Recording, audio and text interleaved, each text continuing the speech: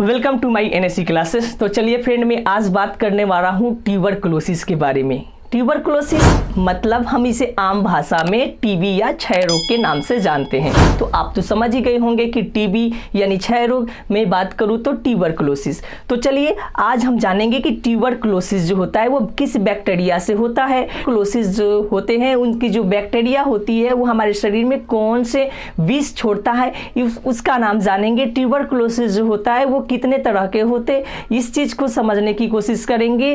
Tuberculosis के लक्षण क्या होते हैं, इसकी रोकथाम क्या होता है, छोटे बच्चे में जब होता है उसके मस्तिष्क तक नहीं पहुंचता है तो उस अवस्था को क्या कहते हैं, अगर उसके पूरे शरीर में के साथ साथ उसके मस्तिष्क तक पहुंच जाता है तो उस अवस्था को हम क्या कहेंगे। और खासकर टीबी के जो मरीज होते हैं उन्हें किन चीज़ों का सेवन करना चाहिए और किन चीज़ों का परहेज करना चाहिए, आखिरी में ये चीज़ हम लोग जानेंगे। तो चलिए शुरू करते बिना समय बर्बाद किए हुए। तो टीबी जो होता है यानी जिसे हम ट्यूबरकुलोसिस कहते हैं, ये रोग जब होता है तो इस रोग में हमारे जो लंग्स होते हैं, श्वास नलियाँ होती है, लसिका ग्रंथि होती है, ये बुरी तरह से प्रभावित होती है। यानी हमारे शरीर के बाहरी और आंतरिक जो हिस्साएं होती है उससे काफ़ी ज़्यादा प्रभावित ये करता है। क्लोसिस होता है, जो टीबी होता है यानी जो क्षय रोग होता है, ये किस बैक्टीरिया से होता है। तो मैं बता दूं कि भी जो होता है ये माइक्रोबैक्टीरियम ट्यूबरकुलोसिस नामक जीवाणु से होता है। ये जीवाणु जो होते हैं हमारी शरीर के अंदर ट्यूबरकुलिन विष को छोड़ते हैं और ये हमारे शरीर में चारों ओर क्या होता है, फैलता है। ट्यूबरकुलोसिस जो होता है ये दो तरह के होते हैं, एक तो होता है पल्मोनरी ट्यूबरकुलोसिस और दूसरा होता है एक्स्ट्रा पल्मोनरी ट्यूबरकुलोसिस। तो पल्मोनरी ट्यूबरकुलोसिस जो होता है ये हमारे सिर्फ लंग्स को क्या करते हैं, प्रभावित करते हैं। जब ये एक्स्ट्रा पल्मोनरी ट्यूबरकुलोसिस होता है ये लंग्स के अलावा हमारे जितने भी ऑर्गन्स होते हैं उसको ये प्रभावित करता है। और जिस व्यक्ति को ये टीबी हो जाती है उस व्यक्ति को काफ़ी कमजोरी होती है, उसकी वजन में लगातार गिरावट आने लगती है और अंततः कमजोरी की वजह से उसकी मृत्यु हो जाती है। अब चलिए जानते हैं कि टीबी जो होता है यानी जो ट्यूबरकुलोसिस होता है इसकी लक्षण क्या होता है।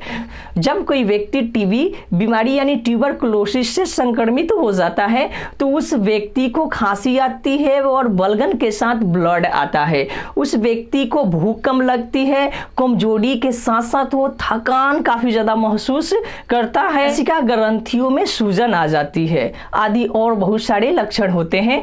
अब मैं बात करने वाला हूं जो ट्यूबरकुलोसिस होती है इसकी रोकथाम क्या होनी चाहिए।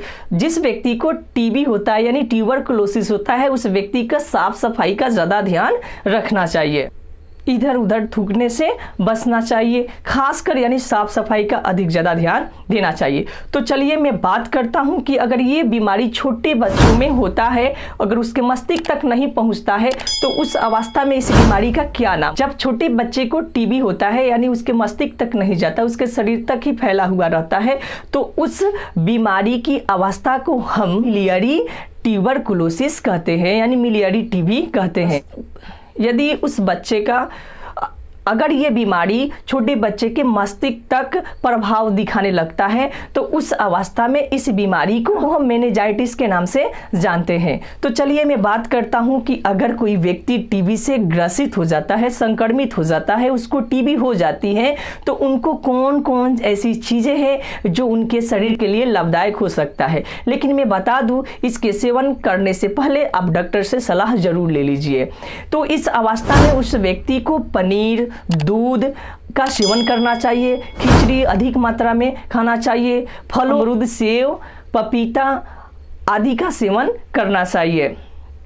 अब चलिए कि अगर किसी व्यक्ति को ट्यूबरकुलोसिस होता है तो उस व्यक्ति की इन किन चीज़ों से परहेज करना चाहिए। तो उस व्यक्ति को तेलों से बनाया गया जो खाद्य पदार्थ होता है उसका सेवन बिल्कुल नहीं करना चाहिए। इस बीमारी में चाय और कॉफ़ी का सेवन बिल्कुल नहीं करना चाहिए। इस बीमारी में धूम्रपान, शराब आदि का तो सेवन बिल्कुल ही नहीं करना चाहिए। यदि आपको ये वीडियो अच्छी लगी हो तो वीडियो को लाइक कीजिए, सब्सक्राइब कीजिए, दोस्तों के साथ शेयर कीजिए।